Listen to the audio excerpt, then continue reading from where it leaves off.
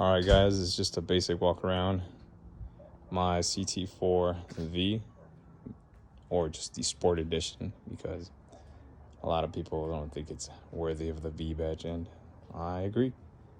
But it is a nice car, and it's definitely different than the other vehicles in its class.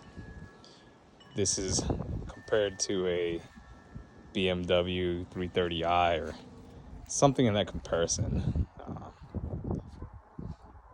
Obviously, it's not going to compare to an M3 or any of those models. Now, if you want to compare those kind of apples to apples, you're looking at the CT4 V, the CT5 V with the R6, the Audi R6, all those top of the line SUVs with anything over 400 horsepower. This obviously does not have that amount of horsepower.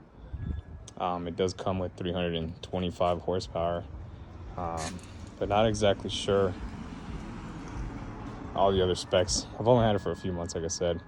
Haven't really done much homework on it, but this is just a basic walk around.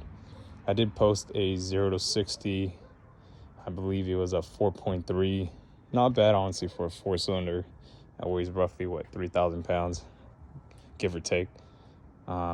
If you think I'm purchasing one of these, let me tell you what, the gas mileage is a lot better than my old car.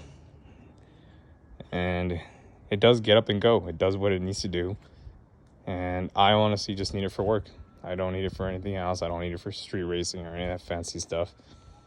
It is an eye catcher. There are a few things that I don't like about it, just like any other person would. I'm pretty sure every other car has its own flaws that people don't like. But some things that I've noticed is the gear changing when you do put it on sport mode. It does get a little confusing. The transmission is trying to play catch up. There is a few delay in seconds, like it's microns of a second, but it's still a delay. And you can definitely feel it.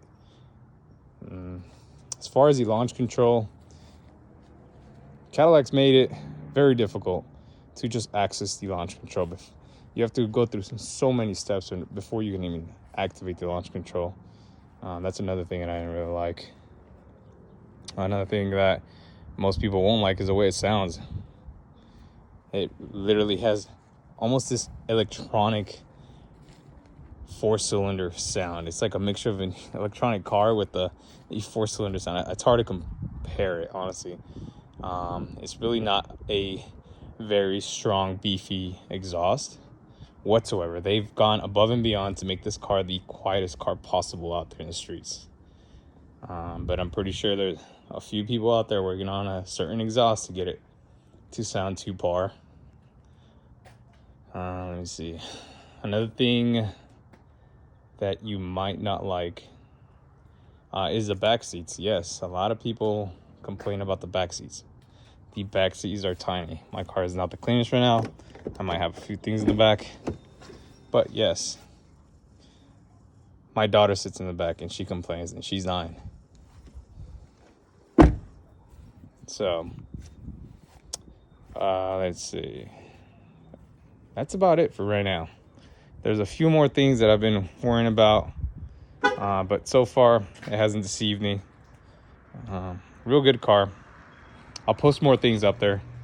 I got to do more homework on my videos, obviously. But for now, hey, I'm giving it a shot. I'm at 3,000 miles on it. Spent about a month in the shop due to a magnetic ride suspension system issue that I had. So they had about a month, but nothing serious.